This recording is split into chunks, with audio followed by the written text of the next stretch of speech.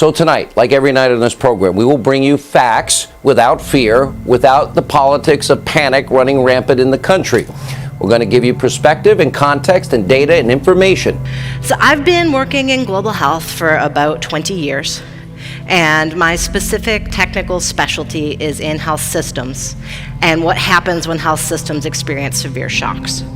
If we're ranking sources of global health expertise on a scale of 1 to 10, 1 is some random person ranting on Facebook, and 10 is the World Health Organization. I'd say you can probably put me at like a 7 or an 8. So keep that in mind as I talk to you. With the COVID-19 virus reaching more and more countries each day, it is possible that no corner of the world will be spared. Even as European health ministers prepare to meet on Friday, one infection was registered inside the European Council building itself. Not just towns and cities now, but the seats of governments and parliaments are in its path. I'll start with the basics here, because I think that's gotten lost in some of the media noise around COVID-19. But it's not the first time a disease of this nature has spread across the globe. It comes from a large family of viruses called coronaviruses. Some cause nothing more than a cold. COVID-19 is known as a novel coronavirus because until December, we'd only heard of 6 coronaviruses. COVID-19 is the 7th. It's new to us. It just had its gene sequencing. It just got its name. That's why it's novel. If you remember SARS, severe acute respiratory syndrome, or MERS, Middle Eastern Respiratory Syndrome, those were coronaviruses. And they're both called respiratory syndromes because that's what coronaviruses do. They go for your lungs. Coronaviruses are zoonotic, which means that they transmit from animals to people. Some coronaviruses, like COVID-19, also transmit person to person. The person-to-person ones travel faster and travel farther, just like COVID-19. Zoonotic illnesses are really hard to get rid of because they have an animal reservoir. Makeshift tents to treat the sick, fighting for their lives and their dignity. One hospital reportedly receiving a new patient every 5 minutes. Experts warning Italy is still 2 weeks away from the outbreak's peak, as more than 60 million people are urged to stay at home. Now for the less basic parts. This is not the last major outbreak we're ever going to see. There's going to be more outbreaks, and there's going to be more epidemics. That's not a maybe, that's a given. And it's a result of the way that we as human beings are interacting with our planet. Human choices are driving us into a position where we're going to see more outbreaks. But it's also about the way we're pushing into the last wild spaces on our planet. Fires ravaging Brazil and its Amazon rainforest, spilling out into Bolivia, Paraguay, and Peru. It's the scale of these fires that's absolutely huge. An unprecedented burn of a massive magnitude. We could be losing, in certain areas, as much as 3 soccer fields of jungle every single minute. The collection of tens of thousands of blazes engulfing an area 2/3 the size of the continental United States, fires burning from the equivalent of Detroit to Los Angeles. When we burn and plow the Amazon rainforest so that we can have cheap land for ranching, when the last of the African bush gets converted to farms, when wild animals in China are hunted to extinction, human beings come into contact with wildlife populations that they've never come into contact with before, and those populations have new kinds of diseases, bacteria, viruses, stuff we're not ready for. It is believed that many of the fires were started by farmers trying to clear land. Environmentalists say Bolsonaro's seeming support for the development of the Amazon over environmental practices may have emboldened farmers to burn land. We've seen a dramatic increase in deforestation in the Amazon recently, and it is driven by humans. The so-called lungs of the earth, much of it now choked in flames. We are talking about an estimated 10% of the world's global biodiversity. Well over 40,000 species, new ones being discovered every single day. That is all at risk. Most of the fires are so remote, it requires hacking through the nearly impenetrable terrain just to reach them. Going through this underbrush gives you a sense of why These fires are so hard to stop. So as long as we keep making our remote places less remote, the outbreaks are going to keep coming. We can't stop the outbreaks with quarantine or travel restrictions. That's everybody's first impulse. Let's stop the people from moving. Let's stop this outbreak from happening.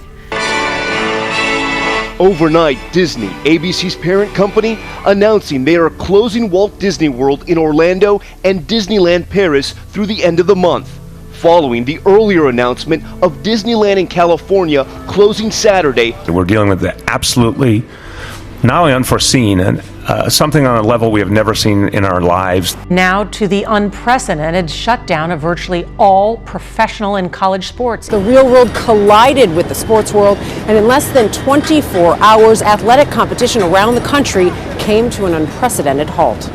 When you turn up to the game and there's no one around, that's unusual. But it's about to become the new norm as the coronavirus shutdown kicks in, changing the way we live.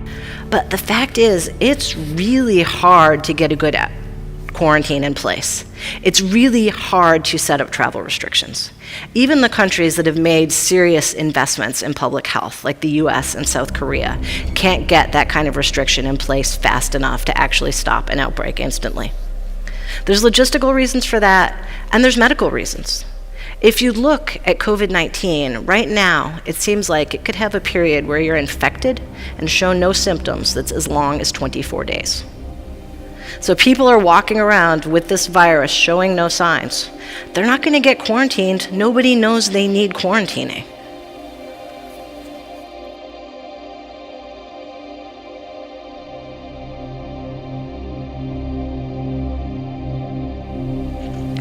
COVID-19 is going to be a huge burden on health systems.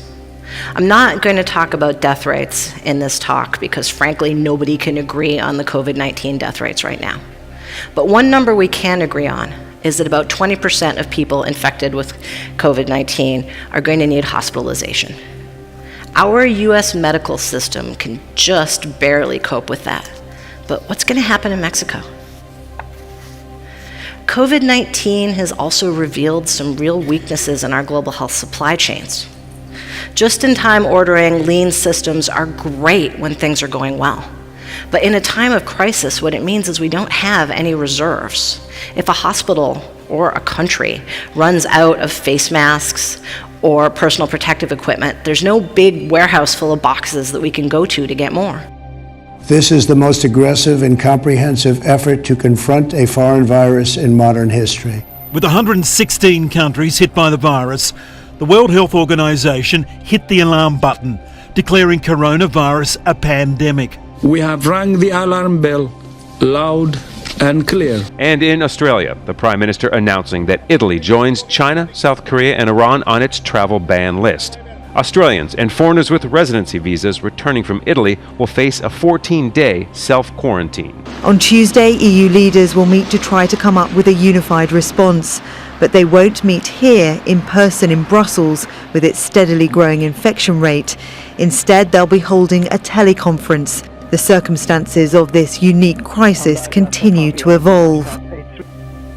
As far as we have an expert consensus on COVID-19, it's this.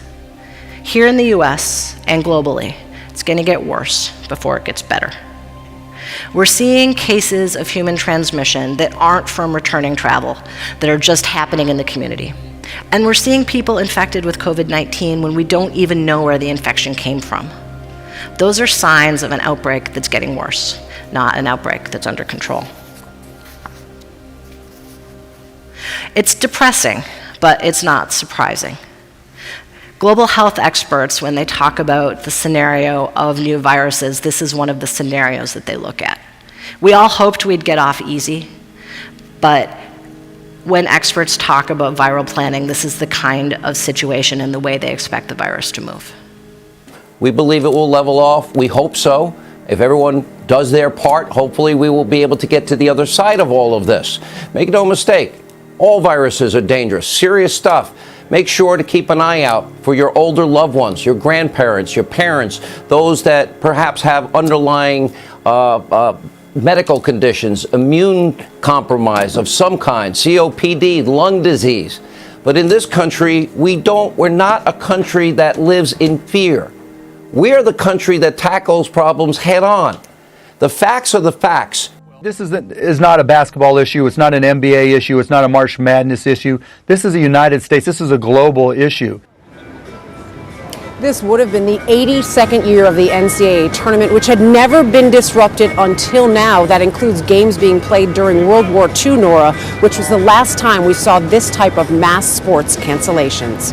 It's almost just hard to believe, Dana. Thank you.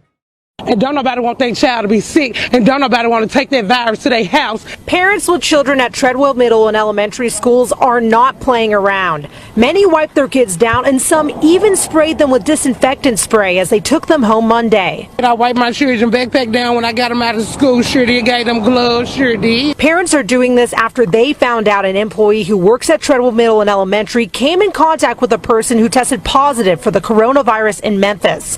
Some took more extreme measures. 2 garbage bags. My shoes and came and loose. 2 sacks. Another sack. I want to close here with some personal advice. Wash your hands. Wash your hands a lot. I know you already wash your hands a lot because you're not disgusting, but wash your hands even more. Set up cues and routines in your life to get you to wash your hands. Wash your hands every time you enter and leave a building. Wash your hands when you go into a meeting and when you come out of a meeting. Get rituals there based around hand washing. Sanitize your phone. You touch that phone with your dirty, unwashed hands all the time. I know you take it into the bathroom with you.